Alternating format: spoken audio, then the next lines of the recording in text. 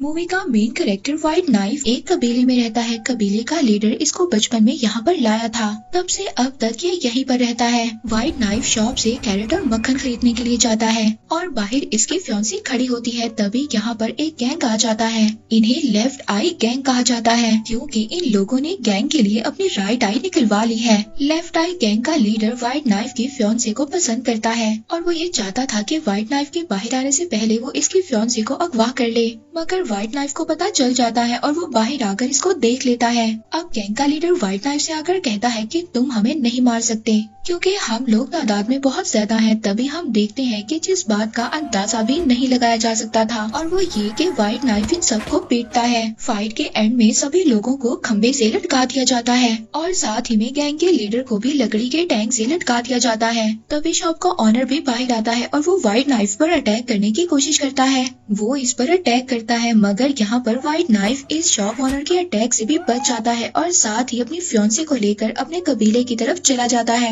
White knife अपने कबीले में सबसे ज्यादा बहादुर है, मगर शुरू से ये इस कबीले से ताल्लुक तो नहीं रखता, मगर इन लोगों ने इसको बाहर की दुनिया में रहने का तरीका भी सिखा दिया है। एक दिन हम देखते हैं कि एक व्हाइट मैन अपने बेटे को ढूंढते हुए इस कबीले में आता है। वो बताता है कि वो बचपन से अपने बेटे से नहीं मिला और यहाँ पर ये हमें पता चलता है, जैसे कि हमें पता चलता है कि व्हाइट नाइफ उसी आदमी का बेटा था जिसने उसे बचपन में खो दिया था। व्हाइट नाइफ का फादर एक डाकू है, मगर अब वो ये अपना काम छोड़ना चाहता है और वो अपनी जिंदगी को अपनी मर्जी से गुजारना चाहता है। उसने चोरियां कर कर अच्छी खासी दौलत इकट्ठा कर ली है और अब वो ये दौलत अपने बेटे को देना चाहता है ताकि उसका बेटा ये दौलत अपने कबीले के लिए इस्तेमाल कर सके। और साथ ही साथ व्हाइट नाइफ को ये पता चलता है कि इसका नाम टॉमी है। अब टॉमी अपनी फियांसी की रिक्वेस्ट पर अपने फादर की दी हुई दौलत को एक्सेप्ट कर लेता है, मगर आपको बताया जाए कि अभी उसके पास ये दौलत नहीं है। एक्चुअली में टॉमी के फादर ने ये सारी दौलत पाइन के दरख्तों के नीचे छुपा दी है।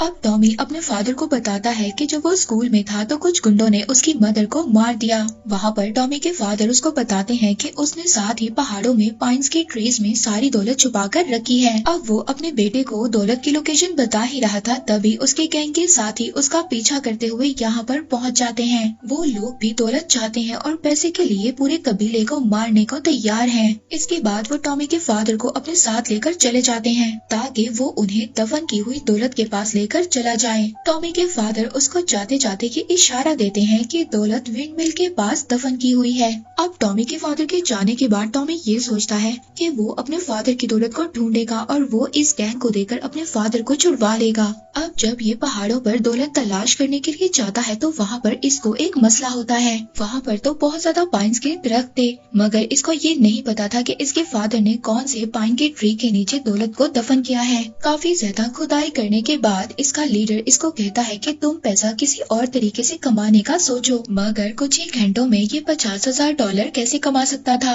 अब इसके पास एक ही ऑप्शन था कि ये भी अपने फादर की तरह चोरी ही करे। अब ये चोरी करना नहीं चाहता था, मगर ये सोचता है कि क्यों ना शहर जाकर ये बुरे लोगों से चोरी करे, यानी कि अच्छे लोगों को नुकसान ना पहुंचाए, बुरे लोगों से पैसे ले। अब ये अपनी असली शनाख्त छुपाने के लिए अपने बाल काट देता है, अच्छे कपड़े पहनता है और शहर पहुंच जाता है। शहर में एक औरत इसको अपने घर में पनाह देती है। वहाँ पर इसको पता चलता है कि उस लेडी से इसका एक भाई भी है और इसके सौतेले भाई का नाम है रमन। और अब ये अपने सौतेले भाई को भी इस मिशन में शामिल कर लेता है और अब ये दोनों मिलकर चोरी करेंगे क्योंकि ये दोनों भाई ही अपने फादर से मिलने के लिए बेचैन हैं।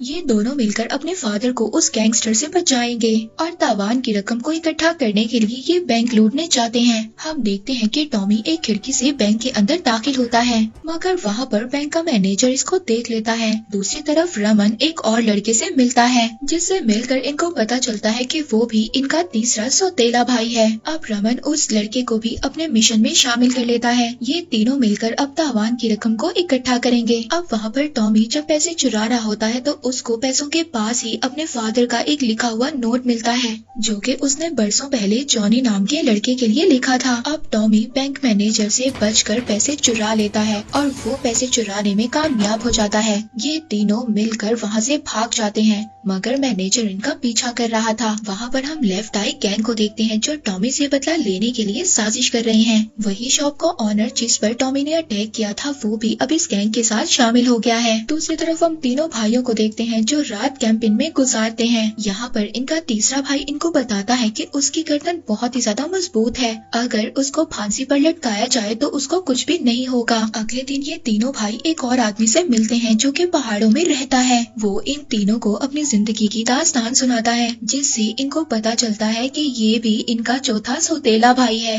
अब ये तीनों अपने चौथे भाई को भी अपने प्लान में शामिल कर लेते हैं। नेक्स्ट डे ये चारों सैलून जाते हैं। वहाँ पर ये शहर के दौलतमंदों के बारे में इंफॉर्मेशन लेते हैं ताकि ये उन लोगों को लूटने की कोशिश कर सके।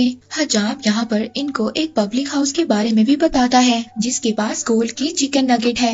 अगर ये लोग उसको चुरा ले तो वो काफी ज्यादा महंगी बिकेगी और वो बहुत ज्यादा कीमती भी है। अब ये चारों मिलकर उसको चुराने का प्लान बनाते हैं। अब पब्लिक हाउस में इनकी मुलाकात एक और आदमी से होती है। वो आदमी इनके फादर के बारे में बात कर रहा होता है और वो इनके फादर को ढूंढ रहा होता है। तभी पब्लिक हाउस का ऑनर इस आदमी को मारने लगता है। वो आदमी इन चारों भाइयों के पास आता है जिससे इन चारों को ये पता चलता है कि वो इनका पांचवा सौतेला भाई है। अब यहाँ पर टॉमी सबसे कहता है कि जो भी फ्रैंक का बेटा है वो अपना अपना हाथ खड़ा करे। यहाँ पर ये सभी लोग अपना हाथ खड़ा करते हैं। यहाँ पर अजीब बात देखने को मिलती है, जो इस पब्लिक हाउस में लड़का पियानो बजाता है वो भी अपना हाथ खड़ा करता है और ये इनका 6वां भाई है और यहाँ पर इन्हें रिडिकुलस 6 का नाम दिया जाता है। अब ये 6 के 6 भाई शाम को अपने फादर को ढूंढने के लिए निकल पड़ते हैं। पहले तो ये वही गोल्डन चिकन नगेट को चोरी करते हैं और ये उस चिकन नगेट को चोरी करने में कामयाब भी हो जाते हैं। मगर पब्लिक हाउस का ऑनर इनको देख लेता है।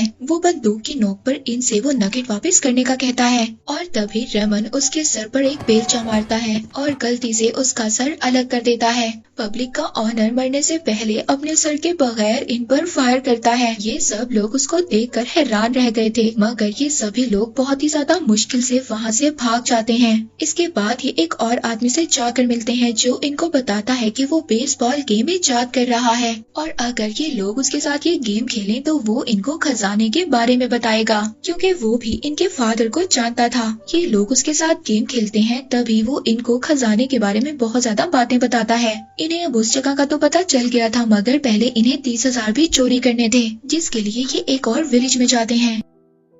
यहाँ पर हम देखते हैं कि इनका तीसरा भाई एक लेडी के साथ बदतमीजी करता है, जिसकी वजह से उसको फांसी पर लटकाने का ऑर्डर दिया जाता है। लेकिन तभी बाकी भाई वहाँ पर लूट रहे होते हैं ताकि वो अपने पैसे पूरे कर सकें। ये सभी लोग इतनी आसानी से इसलिए लूट रहे थे क्योंकि गांव के जो बाकी लोग थे वो इनके तीसरे भाई की फांसी देखने के लिए गए हुए थे।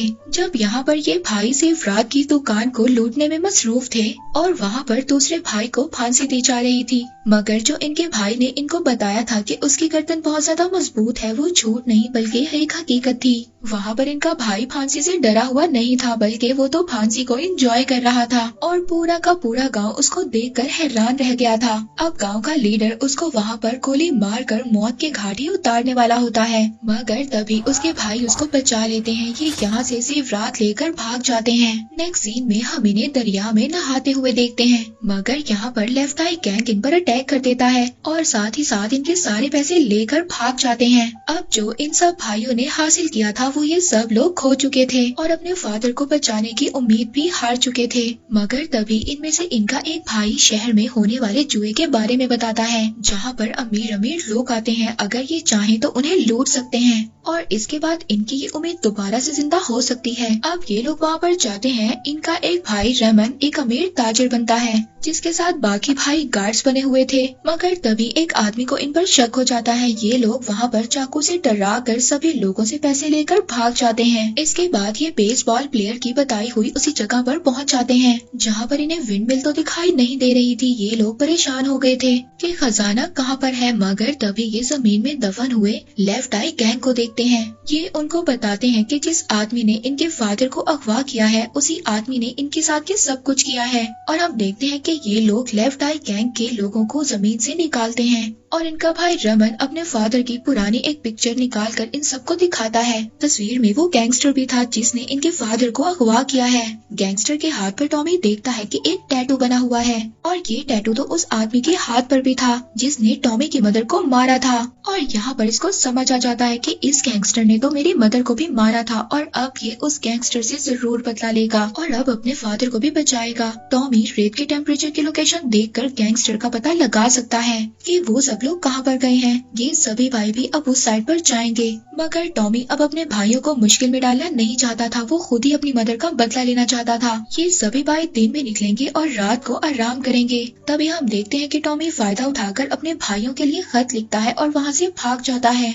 ये अपनी टेक्निक्स का यूज करते हुए आखिरकार उस गैंगस्टर तक पहुँच जाता है। जाकर ये उस गैंगस्टर को अपना हाथ दिखाने का कहता है जिस पर वही टैटू बना हुआ था। वो गैंगस्टर टॉमी की तरफ अपनी बंदूक का इशारा करता है, मगर टॉमी तो पहले ही से तैयारी कर आया हुआ था। वो फौरन से अपना चाकू निकालकर उस गैंगस्टर को मारता है और वो गैंगस्टर चाकू के अटैक से वहीं पर मर जाता है। तभी हम देखते हैं कि गैंगस्टर के लोग टॉमी पर अटैक करने वाले थे, मगर तभी यहाँ पर टॉमी के भाई भी आ जाते हैं और साथ ही लेफ्ट आई गैंग भी वहाँ पर आ गया था टॉमी को बचाने के लिए। इसीलिए गैंगस्टर के सभी लोग वहाँ से भाग जाते हैं। ये लोग अपने फादर को छुड़वा लेते हैं। इसके बाद इनके फादर अपने बेटों से मिलते हैं जिसके बारे में इनको पता ही नहीं था कि वो मौजूद भी है या नहीं है। ये सभी भाई अपने फादर को बताते हैं कि आपको बचाने के लिए जितने ज्यादा पैसे चाहिए थे हमने तो उससे ज्यादा पैसे लूट लिए हैं और अभी हमारे पास और भी है। जैसे ही ये बात इनका फादर सुनता है तो इसका रवैया चेंज हो जाता है। ये अपने उन्हीं गैंगस्टर को बुला लेता है जो कि पहले चले गए थे। यहाँ पर इनको पता चलता है कि इनका फादर कोई अच्छा आदमी नहीं था। वो तो इसलिए ऐसा कर रहा था कि वो जानता था कि टॉमी अपने फादर के लिए पैसा कमाएगा और टॉमी अपने फादर को बचाने के लिए कुछ भी करेगा। टॉमी के फादर तो ऐसे ही पैसा कमाना चाहते थे, इसीलिए इनके फादर ने ये सारा प्लान बनाया था। वहाँ पर टॉमी के फादर ने उसकी फियांसे को भी अगवा किया हुआ था। यहाँ पर बहुत बड़ा शूट आउट होता है। यहाँ पर हमें पता चलता है लेफ्ट आई गैंग की आई भी मौजूद थी। उन्होंने झूठ बोला हुआ था कि उनकी लेफ्ट आई नहीं है ताकि सब लोगों को वो लोग सख्त नजर आए। अब ये सभी भाई और लेफ्ट आई गैंग सब मिलकर लड़ते हैं और एंड में फ्रैंक को एक सुरंग में छोड़ने में कामयाब हो जाते हैं और बाद में पुलिस आकर सबको पकड़ लेती है। लास्ट सीन में हम टॉमी को देखते हैं। उसकी शादी उसकी फियांसी से हो रही है। उसके भाई भी इस बात से बहुत ज्यादा खुश हैं और उसके मैरिज में डांस कर रहे हैं और इसी के साथ ये मूवी यहीं पर एंड हो जाती है।